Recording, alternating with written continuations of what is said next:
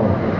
So kayo po mga nandito, i-relate ko sa inyong members na kung sakaling magkakaroon ng schedule or hihingi kami ng personal certain activity, yung specific activity, pwede naman po kayong hindi all out. So kirang peraso lang, magbigay lang kayo ng 2, 3 or 4 dahil marami naman po kayo pag nagsama-sama. So at least kung magkaroon mo ng schedule ang ating PNP sa isang activity or nagkaroon ng daily basis na activity, hindi kayo all out. Kung kayo man ay mag-detail, at least once a week lang, di ba? Mga ganun. So, aralin nyo sa inyong grupo at aralin nyo sa inyo kung paano nyo hahatiin yung mga bilang. So, yan naman ay magkamasong summer, ang daming activities mga ito. So, hopefully makatulong kayo. At si Hepe very active. Tuwing gabi, especially weekends na nagkakatak ng anti-criminality operations. Gusto niya yung activity kasi massive. So, ayan, sa mga bagong nating, upo lang po kayo dito. Maraming makaming upuan.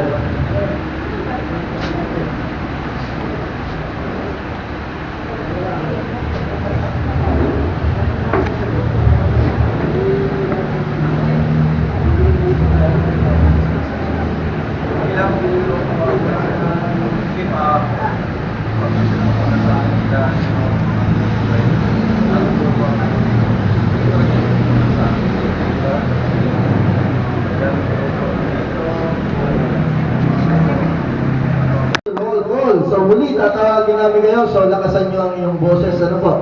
So nandyan po yung 15 grupo ng Force Multiplier. Simulan natin mula sa Matalang Masa Task Force. Palakpakan! Tayo dyan!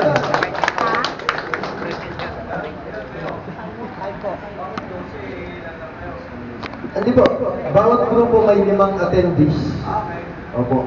Pero 2025, doon muli sa Inares Stadium.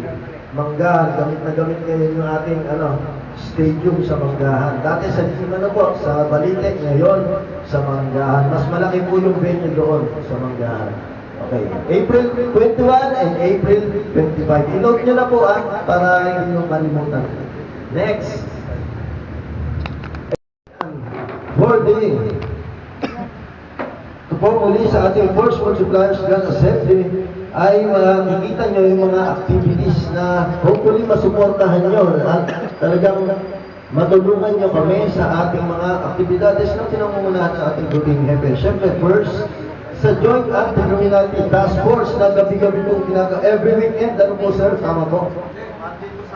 Monday to Sunday, araw-araw. Kaya kailangan po namin kayo.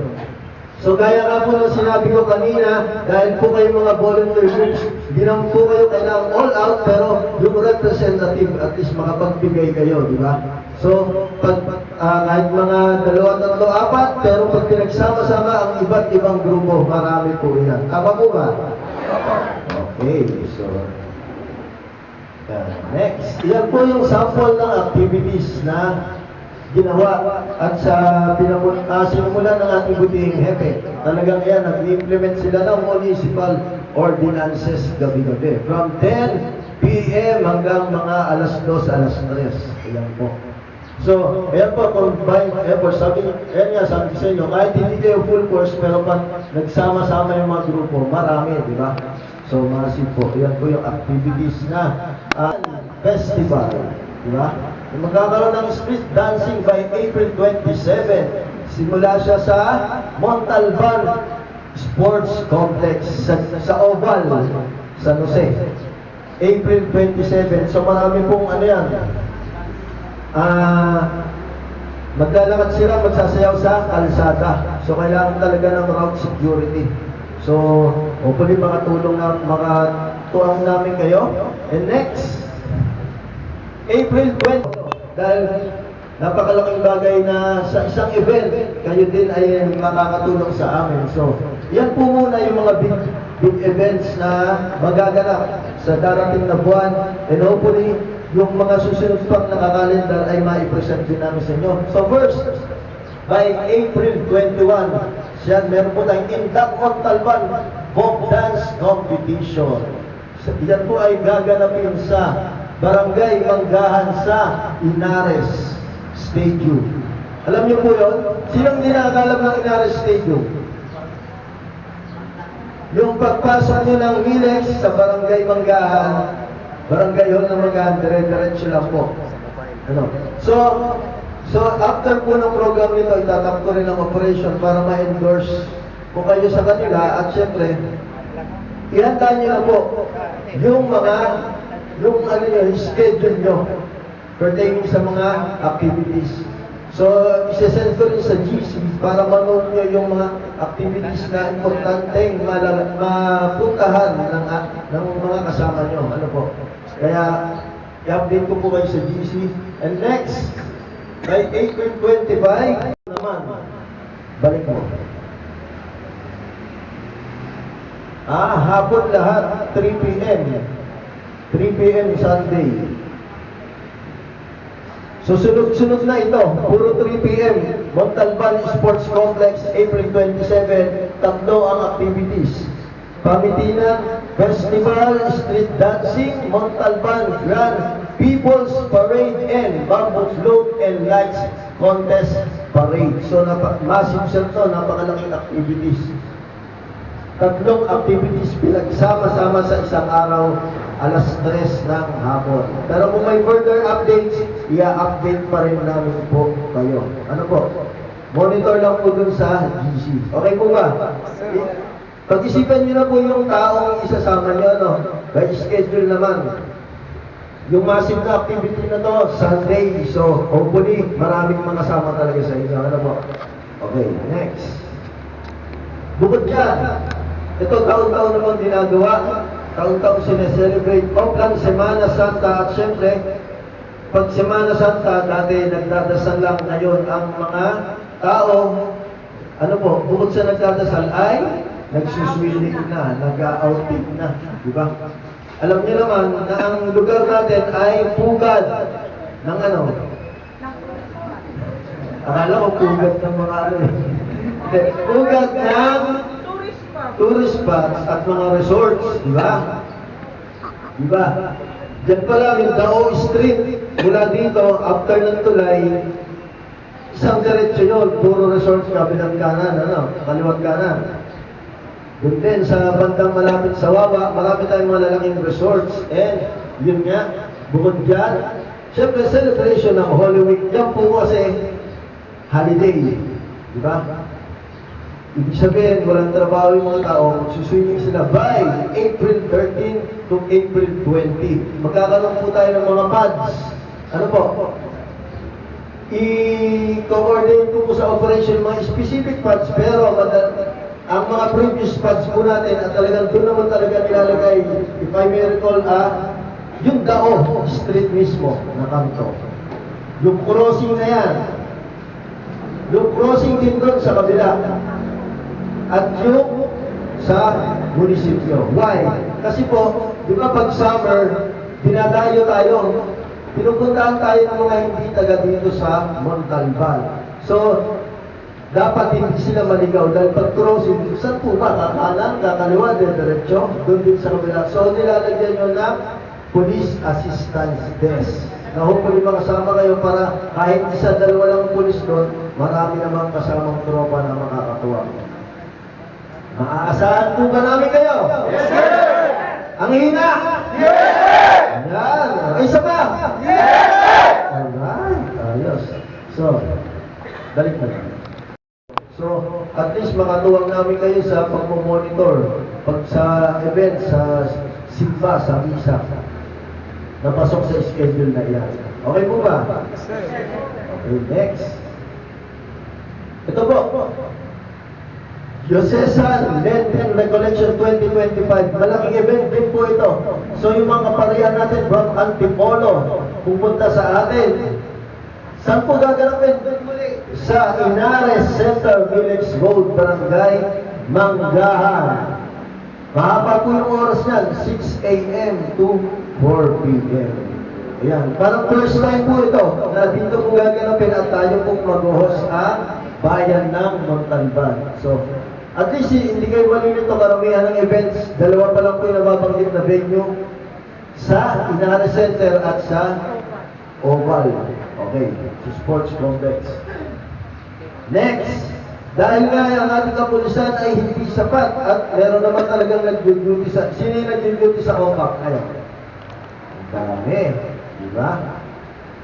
So sa mga hindi pa at very willing, yan po ang ginagawa ng ating mga force multipliers katuwang sa pag-ikot, pagpapatrol, pagkakandak ng mga oplan ng ating mga compact patrollers sa buong bayan ng Montalban.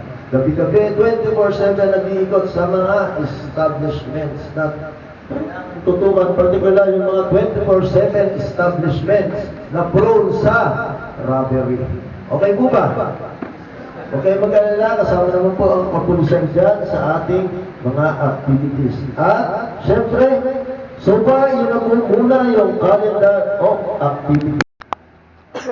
Meeting ng Force Multipliers.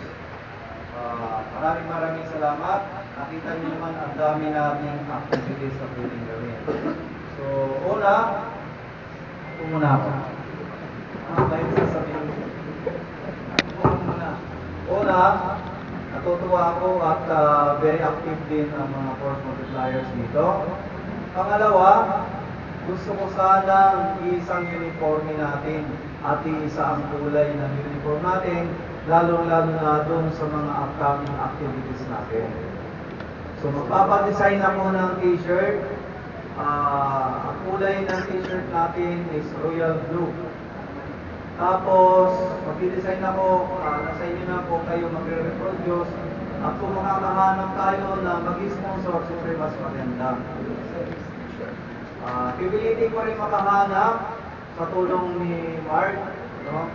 Kung sino ang makakapagbigay ng sponsor ng t-shirt natin para this coming activities natin, sa lahat ng ginagawa natin, iisa lang yung kulay ng Force Multipliers.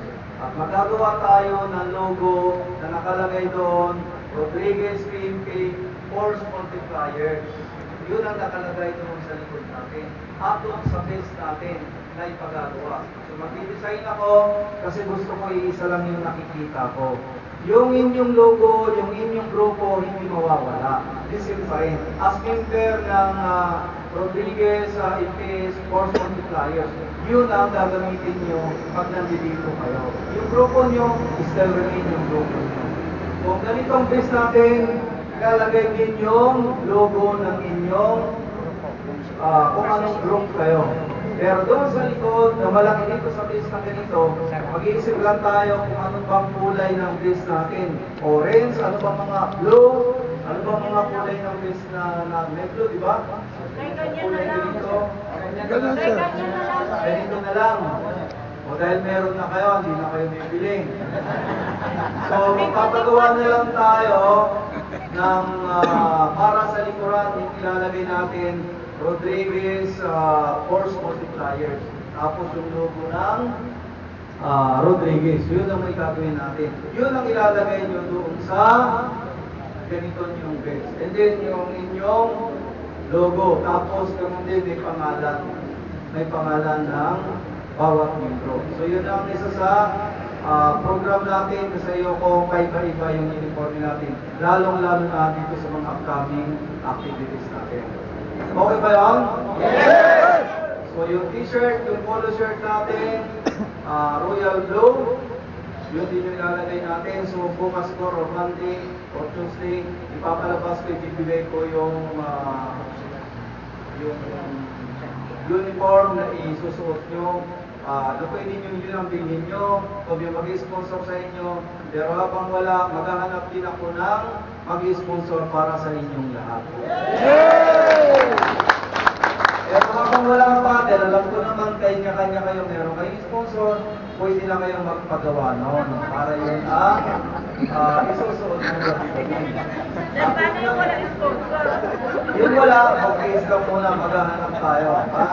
Pero lalo-lalo na this coming activities natin, dapat mayroon tayo ng yung shirt na lang na kulay blue para mas madali kong ma-identify. So kailan ang start ng mga activities natin? April pa naman, yung sa ang unang activities natin doon sa Semana Santa. At kasunod, araw ng paglalabas. So nakita niyo yung activities natin. And then, unang-una, gusto kong magkaroon ng officers ang buong force multipliers. So, invite natin, schedule mo sa Inares Gym doon. Invite lahat ng member ng force multipliers. Magkakaroon tayo, ang agenda natin is election of officers ng Rodriguez, which is force multipliers. Ang bawat, kung hindi may elect as officers, bawat grupo ay mayroong board member pa rin na kukunin.